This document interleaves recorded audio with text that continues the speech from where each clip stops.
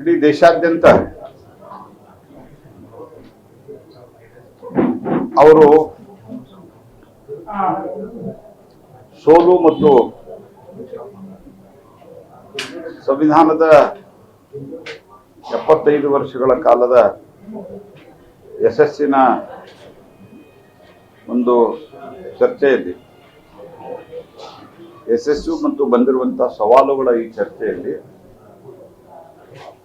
Congress party ಸಂಪೂರ್ಣವಾಗಿ expose ಆಯಿತು ಮತ್ತು ಸತತ ಸೋಲುಗಳಿಂದ ತೀವ್ರ ಹತಾಶೆಗೊಂಡಿದೆ. ನೀವು ಒಂದು ಸ್ವಲ್ಪ ಗಮನಿಸಿರಿ, ಏನೋ ಒಂದು ಫೇಕ್ ನ್ಯಾರೇಟಿವ್ ಕ್ರಿಯೇಟ್ ಮಾಡಿ ಹೋದ ಲೋಕಸಭಾ ಚುನಾವಣೆಗಿಂತ ಸ್ವಲ್ಪ ಜಾಸ್ತಿ ಸೀಟ್ ಬಂದು ಒಂದೇನು 100 ಕ್ರಾಸ್ ಮಾಡಲಿಲ್ಲ. That is different issue. ಅದಾದ ನಂತರ ಅವರು ಗೆಲ್ತೀವಿ ಅಂತ ಹರಿಯಾಣದಲ್ಲಿ ಹೀನಾಯವಾಗಿ ಸೋತರು.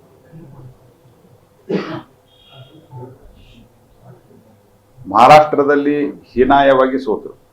ಅಲ್ಲಂತೂ ಉದ್ಧವ್ ಶಿವಸೇನಾದಕ್ಕಿಂತ ಕಮ್ಮಿ ಆದರು. ಒಂದು ರಿಕಗ್ನೈಸ್ಡ್ ಅಪೋಸಿಷನ್ ಪಾರ್ಟಿನೂ ಆಗಲಿಲ್ಲ.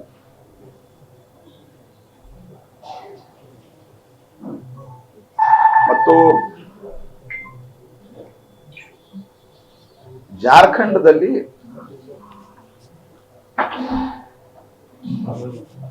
ಶಿಬು ಸೊರೇನ್ ಅವರಿಂದ ಪಾರ್ಟಿ, ಅವ್ರ ಮಗ ಹೇಮಂತ್ ಸೊರೇನ್ ಅವರ ನೇತೃತ್ವದಲ್ಲಿ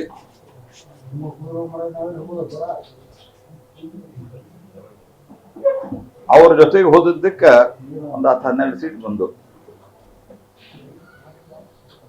ಜಮ್ಮು ಕಾಶ್ಮೀರದಲ್ಲಿ ಇವರನ್ನ ಜನ ಕ್ಯಾರೆ ಅನ್ನಲಿಲ್ಲ.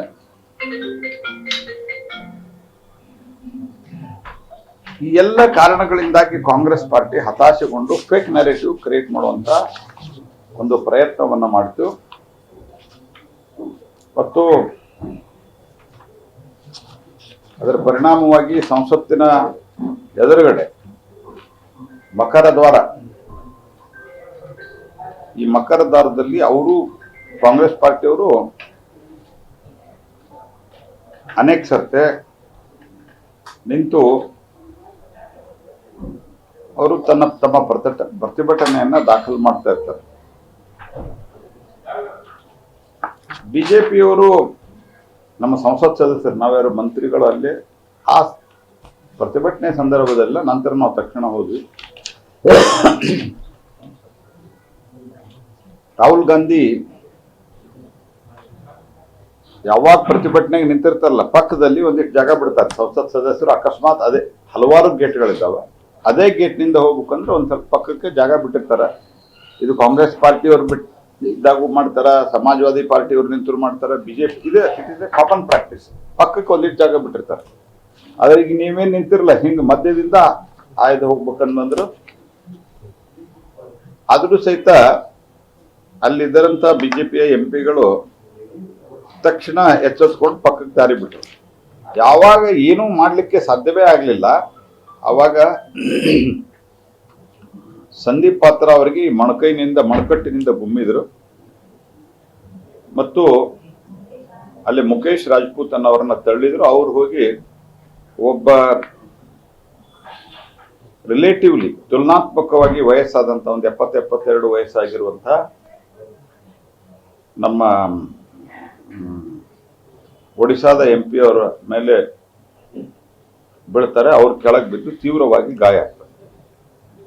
ಈ ಮುಖೇಶ್ ಅವರು ಕೆಳಗೆ ಬೀಳ್ತಾರೆ. ಅವ್ರದ್ದು BP ವೆರಿಫಿಕೇಶನ್ ಆಗಿ ತಲೆಗೆ ಪಟ್ಟಾಗ್ತದೆ. ಅವ್ರಿಗೆ ಸ್ಟಿಚ್ ಹಾಕಿದ್ದಾರೆ.